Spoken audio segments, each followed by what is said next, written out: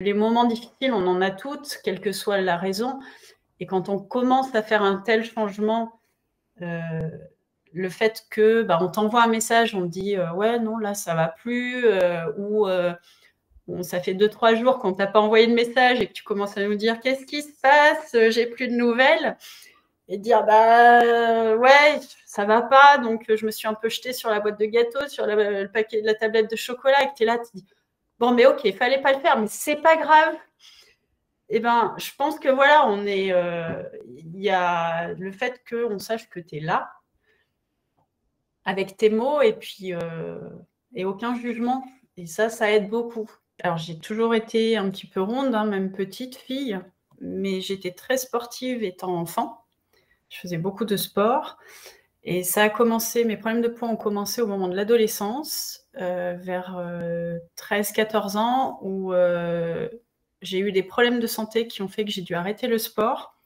Et d'une dizaine d'heures de sport par semaine, je suis passée à 0, et même une interdiction quasi complète pendant 1 an de monter les escaliers.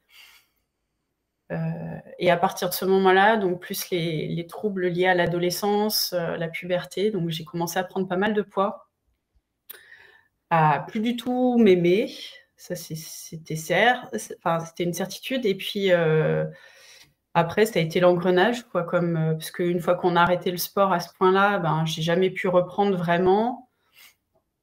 Et voilà, donc ça a commencé à l'adolescence, en fait. D'accord. Et qu'est-ce qui s'est passé exactement? Pourquoi tu as dû t'arrêter? Alors, des problèmes de croissance qui ont fait que j'avais une malformation du cartilage au niveau du genou, donc je pouvais plus, voilà, des grosses douleurs au genou qui m'empêchaient vraiment de pratiquer tout sport. Et ça a fini par une dépression en quatrième. J'ai redoublé ma quatrième. Et là, la deuxième année de quatrième, c'était une catastrophe psychologiquement, où j'avais même je me mettais à fondre en larmes en cours sans explication. Et je compensais le soir, je rentrais à la maison et je compensais tout ce mal-être et tout ça par la nourriture, en fait. La nourriture réconfort. Et donc ça a commencé vraiment à ce moment-là. J'ai essayé beaucoup de choses, mais voilà, après, j'ai tenté Nature House, ça a tenu 2 semaines, avec des effets impressionnants en 2 semaines, mais qui forcément n'ont pas tenu, parce que là, c'est de la privation pour le coup. Après, j'ai essayé tout ce qui va être les soins, palpés, roulés, etc., parce que ça, c'était juste avant mon mariage. Je voulais voilà, perdre un peu. J'ai essayé des choses après la naissance de mes enfants. J'ai tenté les repas tout préparés, les pubs qu'on voit en ce moment pas mal à la télé, mais quand on a déjà mari et enfant à la maison, c'est clairement impossible. Il faut vivre seul et avoir personne qui mange à côté de soi, ou pas de repas, pas de courses à faire. Et puis jusqu'au jour où j'ai dit non, là maintenant, c'est fini, quoi. Il n'y aura plus rien à faire. Bon, en plus, on a pas mal déménagé. On est parti vivre en Angleterre. Où là, c'est pareil, on se retrouve avec une alimentation qui est différente, enfin une offre alimentaire qui est différente, donc il faut se réadapter. Ouais. Donc là, la chance que j'avais, c'est que je travaillais pas à temps plein, donc je pouvais beaucoup plus cuisiner, et puis avec des produits frais en Angleterre qui sont beaucoup plus faciles et beaucoup moins chers qu'en France, contrairement à ce à l'époque. C'était avant le Brexit. Mm. Donc là, ça allait parce que j'étais à la maison beaucoup plus souvent, et ça aurait pu être la catastrophe. Et puis, à mon retour en France, là, j'avais clairement décidé de plus me peser, j'avais un peu lâché l'affaire.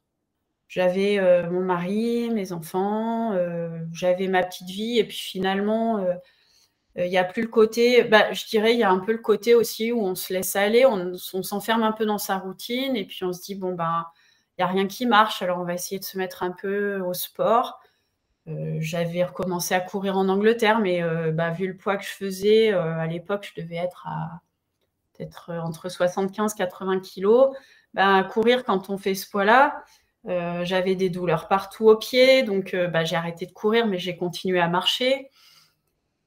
Et puis on est rentré en France, où là, il a fallu que je reprenne le travail. Enfin, j'ai repris le travail à temps plein, et puis un jour, quand même, j'ai décidé de remonter sur la balance. Et là, j'ai vu que je faisais le poids que je faisais juste avant d'accoucher de ma fille, où déjà, j'avais pris 18 kilos pendant la grossesse. D'accord. Mais là, j'avais pas un jour ou l'autre un bébé qui allait ressortir et qui allait me libérer de quelques kilos, quoi. Donc là, ça a été vraiment le choc. Et là, tu pesais combien à ce moment-là? Bah, c'est quand j'ai commencé donc les démarches, c'est que je t'ai rencontré, donc je faisais 92. D'accord. Et ça, tu t'en étais rendu compte ou pas? C'est-à-dire, avant de monter sur cette balance, tu t'en étais rendu compte que tu avais pris ce poids ou tu avais Ah des... bah, je le voyais, oui, clairement, je le voyais à mes vêtements, je le voyais, je me regardais plus dans une glace, ou je fuyais le miroir, alors que j'ai un mari qui aime bien en mettre partout. Mais oui, je le voyais clairement, mais je refusais de monter sur une balance parce que je savais que ce que j'allais voir allait me faire très très peur. J'ai des problèmes hormonaux qui font que, en plus, les hormones, ben, elles m'ont laissé tomber depuis pas mal d'années maintenant. Mais quand je t'ai contacté, moi, c'était vraiment, je recherchais une solution pour reprendre le sport. Je savais que j'avais été sportive un jour et que j'en étais capable, mais il fallait que je trouve quelqu'un qui puisse m'indiquer quoi faire, étant donné le poids que je faisais, pour pas mettre ma santé en péril. Et au départ, quand je suis tombée sur ton site, j'avais vraiment tapé coach sportif. Et du coup, tu t'attendais à faire de la musculation? Ça, c'est une vraie question. Non, Non. non, je m'attendais à des choses en plus auxquelles moi j'ai toujours fait quand je le pouvais, c'était du fitness, du cardio, des choses comme ça, mais pas de la musculation. Mais pourtant, enfin, ça paraît quand même logique de travailler la musculation si on veut changer sa silhouette, hein. Mais justement, et quand je te propose de faire de la musculation, au début, ça te surprend pas? Enfin, genre, tu te dis pas, waouh, c'est peut-être pas fait pour moi, c'est un truc d'homme. Enfin, Non. Alors moi j'ai toujours eu, ouais, j'aime pas trop. Alors chez les hommes ça me dérange pas. J'aime pas trop les femmes qui font de la musculation à très forte dose. Quand on peut voir les bodybuilders, c'est des corps que je trouve pas féminins entre guillemets. hmm, Mais par contre le fait enfin quand tu m'en as parlé, j'ai dit oui, ben enfin c'est quelque chose qui me paraît logique. Si on veut, quand on a un corps qui a du poids à perdre, une silhouette à changer. Il n'y a rien de tel que la musculation pour que le gras devienne muscle ou tout du moins laisse la place aux muscles. Donc non, ça ne m'a pas fait peur et tout ce que je voyais surtout, c'est que ça allait se faire à la maison. Je savais que je pensais pas perdre du poids, mais je savais que s'il fallait faire quelque chose pour ma santé, ça passait forcément par le sport, quel qu'il soit. d'accord. Et l'élément déclencheur, ça a été quoi? Pourquoi tu t'es dit, c'est maintenant? Alors, donc il y a un peu plus d'un an, j'avais 46 ans et demi. Oui, c'est ça? Non, je dis n'importe quoi. Je vais avoir 45. Un Oh, bah, je peu, sais plus ouais, compter, quand c'est vendredi soir. même. J'ai pas encore mes 45, mais je dis n'importe quoi. Bon, bref, 43 et demi. Et moi, j'ai perdu mon papa d'un infarctus foudroyant. Il avait donc 10 ans de plus que moi à ce moment-là, quand il est décédé. Il avait 53 ans. Donc le poids sur la balance m'a fait très très peur. J'ai 2 enfants qui sont encore jeunes et là j'ai dit faut que tu te bouges, faut que tu fasses quelque chose pour ta santé, pour moi, pour mes enfants. Et voilà, j'ai dit faut faire quelque chose. Donc c'est vraiment, je pense que c'est le fait, voilà, d'avoir connu ça. Moi, mon papa, il est parti, j'avais 27 ans.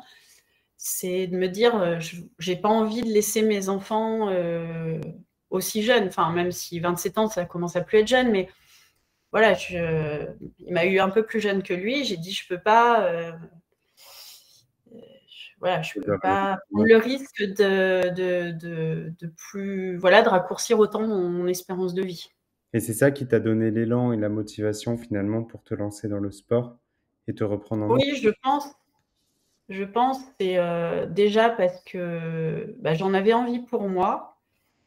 Il y avait un peu plus de stabilité dans ma vie professionnelle. Ben, donc, je me suis dit, voilà, c'était peut-être le bon moment. Et puis, je voulais pas, je voyais l'âge venir, à 10 ans de l'âge de mon papa quand il est décédé. Donc, je me suis dit, là, si je fais pas maintenant, ça sera trop tard après.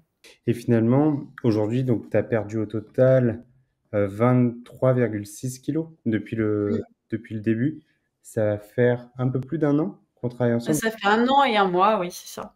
Un an et un mois, le mois dernier, on fêtait nos un an ensemble.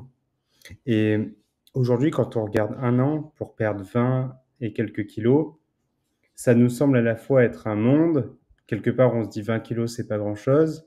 Comme à la fois, on peut se dire que c'est colossal quand on regarde ce que ça fait 20 kilos quand on le porte à bout de bras, bras tendus comme ça, on se rend vraiment compte de ce que c'est.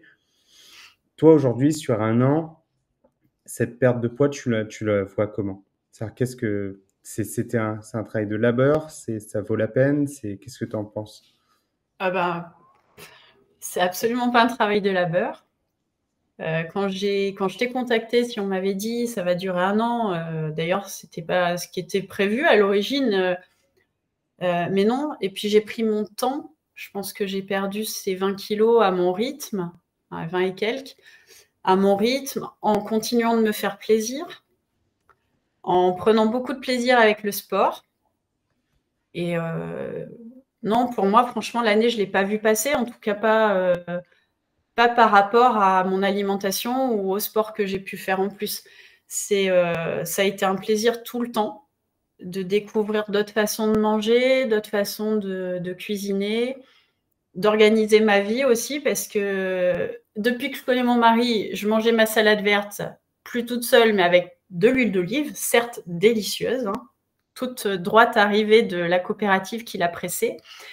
Mais voilà, donc j'ai arrêté de rajouter de l'huile sur ma salade, sauf vraiment de temps en temps, voilà, au niveau des calories, je fais le choix de reprendre un peu d'huile sur ma salade, j'en prends. Je fais d'autres choix en fait. Je fais d'autres choix de façon à ce que si j'ai envie de me faire plaisir, je me fais plaisir.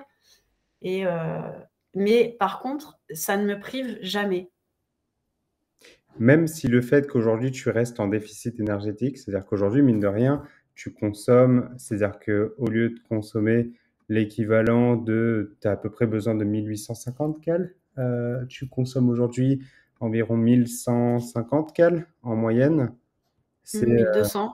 1200, ouais. Comment tu vis ce déficit pendant un an? Je le vis bien parce que j'ai vu mon corps se transformer.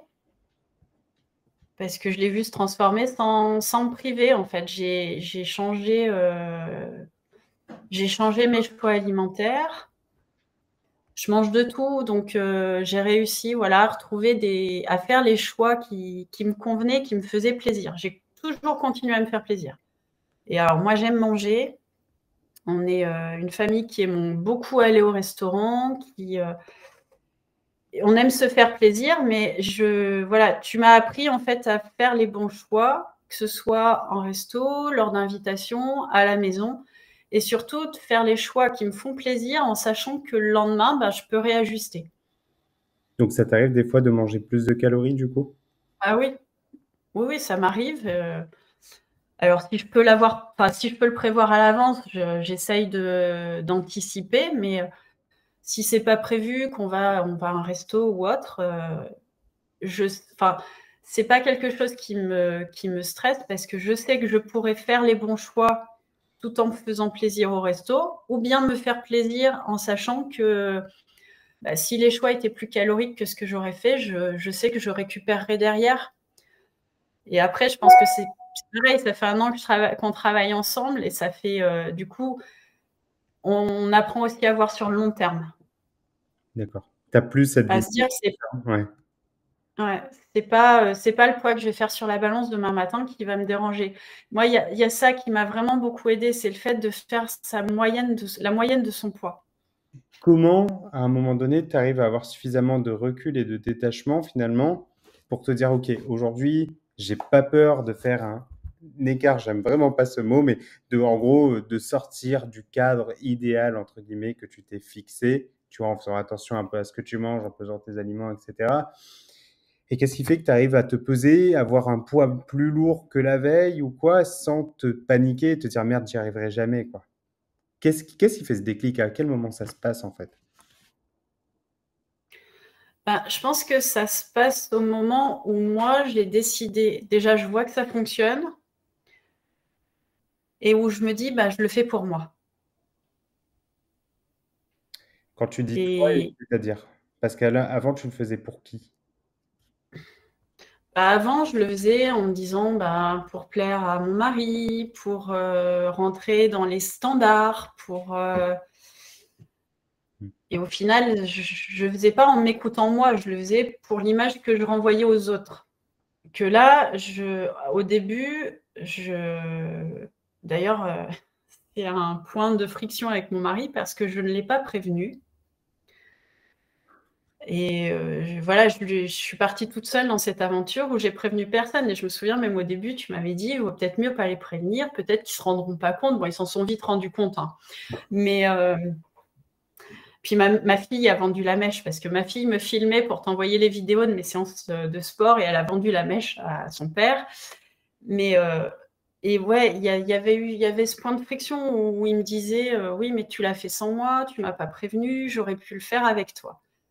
Et je suis persuadée que si on s'était lancés tous les deux dans cette aventure, avec toi ou avec un autre système, Bien ça sûr. n'aurait pas tenu. Pourquoi? Mais parce que je l'aurais pas fait pour moi et que pour moi. Là, c'est vraiment, alors au départ, je l'ai pas fait pour moi puisque la démarche, c'était vraiment dans une optique de me permettre de garder la santé pour augmenter mon espérance de vie, dans l'optique de voir mes enfants grandir, vieillir, etc. Et donc, au départ, la démarche, elle part pas pour moi. Mais petit à petit, voyant que ça fonctionnait, voyant que j'y prenais énormément de plaisir, euh, c'était, ben, en gros, merde à tous ceux qui me font des réflexions, ça marche et je vais continuer. Et D'accord. là, j'ai passé un cap où je me suis dit, c'est pour moi. Et tant que ça marchera, tant que je serai bien dans le système et tant que voilà, que j'arriverai à là où je veux en venir, voilà, je continue. Et puis, même si on me dit autre chose ou si on me fait des réflexions par rapport à ce que je mange ou par rapport à ce que je fais. Est-ce qu'aujourd'hui, tu as justement des réflexions par rapport à ce que tu fais, ce que tu manges, ce que tu vis? C'est-à-dire le fait de faire du sport, etc. Non, j'en ai plus Pourquoi t'en as plus? parce que je les écoute plus. D'accord. Mais c'était quoi comme réflexion que tu avais de la part de qui? Ben, oui, c'était plus, bah, tu te prives, pourquoi, voilà, tu te fais pas plaisir, c'est un régime. J'entendais dire, elle fait un régime, mais c'est drastique, alors que jamais, enfin, voilà, j'ai jamais vécu les choses comme ça, vraiment. Vraiment, vraiment, j'ai pioché dans tes recettes des choses qui me faisaient super plaisir. Et je me rappelle, je m'éclatais sur mes petits déjeuners, mais à un point, au début, alors forcément, c'est peut-être c'est un repas où je suis toute seule parce que je me lève bien avant mes enfants. Je pars très tôt au boulot, donc, mais je me rappelle quand je prenais mes photos pour t'envoyer mes photos de petit déjeuner, c'était voilà, je m'amusais énormément et puis je prenais un plaisir de dingue. Moi, ça a toujours été le repas que je préfère. Et voilà, il y avait tout ça, donc voilà, j'ai changé mon alimentation et c'est vrai que il y a des moments où on me disait, oh, mais tu te prives, parce qu'on voyait que ce qu'on voyait sur le moment. Ouais. Les personnes ne voyaient pas le reste autour. C'est la différence entre la vitrine et l'arrière-boutique. C'est-à-dire que souvent, C'est ça. c'est comme quand on regarde une personne au restaurant, qu'on la voit manger énormément, on se dit: «Ah ouais, mais je comprends pas cette personne, tu as vu tout ce qu'elle mange, tout ce qu'elle ingurgite et comment elle fait pour rester aussi mince?» Mais on se rend pas compte après que cette personne, peut-être qu'elle fait Ouais. de la mise en rayon toute la journée, peut-être qu'elle est enseignante comme toi et elle va faire les 100 pas et marcher dans une classe et tout. Et juste, je fais une aparté et je trouve ça hyper intéressant. C'est que aujourd'hui, en tant que personne saine, tu me disais la dernière fois qu'on s'est eu au téléphone que tu fais pas partie, entre guillemets, de ces profs qui restent assis sur leur bureau et qui font venir les élèves. Maintenant, toi, tu es debout, tu fais les 100 pas, tu fais des squats, entre guillemets, pour te mettre à la hauteur des enfants. Et qu'est-ce qui fait ce déclic? Bah, il fait que, alors bon, moi, j'ai jamais vraiment été une prof qui restait à son bureau, hein. C'est bien. J'ai toujours été très, j'ai du mal à rester assise. Là, tu vois, ma montre, elle vient de me dire que ça faisait trop longtemps que j'étais assise. Mais moi aussi, je bouge. Mais ouais, non, bon, déjà, c'était dans ma nature, je pense. Mais bah, je joins l'utile à l'agréable. Plutôt que de me prendre une chaise pour m'asseoir au niveau de mes élèves, bah oui, je vais faire la chaise toute seule, quoi. Je me mets en gainage et puis je me fais travailler.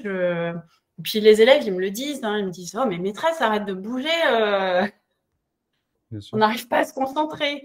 Je dis, bah oui, pour une fois que c'est vous qui bougez pas. Donc, mais c'est rigolo. Et puis, je fais tout en courant parce que moi, je suis assez speed. Donc, on me voit traverser la cour en courant. Si j'ai une photocopie à faire, on est à l'autre bout, nous, voilà, de l'école. Et je traverse la cour en courant entre midi et 2 parce que voilà, je veux pas perdre de temps. Alors après, c'est vrai que je le faisais pas il y a un an, c'est sûr. Mais en fait, je me sens pousser des ailes parce que ben, presque 24 kilos en moins, on se sent tellement bien que bah, courir, traverser la cour en courant, il y a un an, je ne l'aurais pas fait. J'aurais été cuite et au bout de 2 fois, la journée était finie, il fallait que j'aille me coucher. Là, maintenant, bah, je me sens tellement légère en fait que je le fais sans problème et je me dis, oh, bah, ce soir, j'aurai pas le temps de faire ma séance. Allez hop, plutôt que d'y aller plan-plan à discuter à droite à gauche avec mes collègues, bah, je traverse la cour parce que déjà je prends le soleil ou le froid ou mais l'air, et puis je le fais en courant, l'aller-retour. Et souvent d'ailleurs j'oublie des choses, donc je suis obligée de le faire 2, 3 fois, mais En fait, et voilà. Et puis je fais rire mes collègues parce que ça, voilà, elles me disent ah tiens ça y est Virginie ce soir elle doit avoir un truc de prévu, elle aura pas sa séance de sport, alors elle court. et le fait de perdre ces kilos-là, qu'est-ce qui change fondamentalement dans ta vie? C'est-à-dire quand on perd 20 kilos, qu'est-ce qui change? Qu'est-ce que tu peux faire de plus ou de moins? Enfin, qu'est-ce qui évolue? Alors bah, faire de plus, déjà se sentir bien dans son corps. Moi, j'en étais arrivée à un point où je me levais le matin, j'avais mal partout, du doigt de pied jusqu'au haut des épaules. J'avais vraiment des douleurs terribles. J'ai ma grand-mère qui est encore de ce monde, qui a 94 ans. Je pense qu'elle a moins de douleurs que moi enfin, que j'avais en tout cas. Je pense qu'elle était plus en forme que moi. Et quand on se lève le matin, qu'on a mal partout, qu'on peut plus descendre un escalier, voilà, donc ça change. Le fait de se lever, de se sentir en forme, de se sentir léger, de plus avoir mal partout. Moi, j'avais les jambes, mais c'était horrible. Les douleurs que je pouvais avoir, bah oui, parce que porter 92 kilos à longueur de journée quand on fait mon métier, donc où je suis tout le temps beaucoup debout, beaucoup à bouger quand même à l'époque, bah, le poids, les articulations, elles ont du mal à suivre quand même. Ouais. Donc moi, c'est vraiment ça qui a changé, c'est ce bien-être physique. Aujourd'hui, si tu devais donner un conseil à une personne qui se lance dans cette démarche par rapport à ce que tu as vécu, qu'est-ce que tu pourrais lui recommander dans son processus de transformation physique? Par exemple, elle a une vingtaine de kilos à perdre, une trentaine de kilos à perdre. Qu'est-ce que tu pourrais lui dire? C'est de s'écouter et de prendre son temps. Parce que bah, c'est pareil, moi, je me rappelle au départ, on avait tablé sur beaucoup moins longtemps que maintenant. Mais voilà, j'ai voulu prendre le temps de rentrer dans ces habitudes-là. Donc il y a des moments où la perte n'était pas énorme. Et je me suis laissé ce temps parce que je me suis écoutée, parce que j'ai toujours essayé de me faire plaisir. Et voilà, c'est vraiment s'écouter et prendre son temps. En tout cas, je suis vraiment content, Virginie. Je suis content de ton parcours. Tu t'es sauvé la vie. Tu as décidé de changer. Tu étais au bon moment, avec la bonne personne et avec la bonne méthode. Donc, c'était une question d'alignement. Je pars du principe que l'échec fait partie intégrante du processus. Tout le monde ici présent a le droit d'échouer, a le droit de galérer, a le droit de ramer, a le droit d'avoir des difficultés. mais les gens qui n'échouent pas dans leur vie, c'est des gens qui n'ont jamais rien essayé. Ça, c'est important de le savoir. Et que le but, c'est de tomber, de se relever et de ne jamais répéter quelque chose qui n'a pas fonctionné. C'est-à-dire de se dire, OK, ça n'a pas fonctionné, qu'est-ce que je peux faire de mieux? Et d'en être 100% responsable. On est 100% responsable de tout ce qui nous arrive dans nos vies et de se dire que, bah, tiens, voilà où j'en suis, voilà mon parcours, maintenant voilà comment je peux faire mieux. L'avantage de quand on est responsable, c'est qu'on n'est plus passif dans ce qui se passe. C'est on se dit, OK, tiens, là, j'ai un coup d'opportunité pour s'améliorer. Donc ici, là, tout le monde peut réussir et tout le monde est capable d'y arriver. Il faut accepter le processus. Les calories que je donne sont des objectifs. C'est important d'avoir un objectif et une cible à atteindre quand on fait quelque chose dans sa vie, mais c'est pas une fin en soi. On a des calories de maintenance qui sont calculées de façon pessimiste. Je suis quand même quelqu'un d'optimiste, mais j'aime calculer les choses de façon pessimiste. Et du coup, si vous dépassez vos calories, c'est pas une fin en soi. C'est pas la mort, c'est pas genre un échec fulgurant, c'est ok. On a le droit de faire plus, on a le droit de galérer, mais le tout c'est de se dire tiens, bah, comment je peux essayer de rentrer dans les clous, comment je peux m'améliorer. Parce que finalement, ce qui fait que Virginie, tu n'auras plus jamais de problème de poids, c'est qu'aujourd'hui, je t'ai appris à vivre comme une pauvre. Je t'ai appris à vivre quand même avec, tu fais quasiment 600 calories d'économie chaque jour. Donc demain, tu vivras toujours de la même façon, c'est juste que tu auras plus de sorties, plus de vie sociale, plus de fun et tu vas même galérer comme tout le monde. À chaque fois que je mets quelqu'un en maintien, c'est la mort, c'est genre putain, Jérém, mais comment je mange 1800? Je peux pas manger 1800 ou je peux pas manger 2000, genre je vais mourir. Enfin, t'achèteras juste plus de skir, tu mettras du fromage à foison et tu mangeras des pâtes à gogo, quoi. C'est tout, tu vois. Donc Ouais, tu vas y arriver. Maintenant, il n'y a plus qu'à franchir la ligne d'arrivée, soldat. c'est ça. Avec plaisir, les amis. Je vous souhaite à tous un magnifique vendredi soir. Profitez de votre week-end et la vie est belle.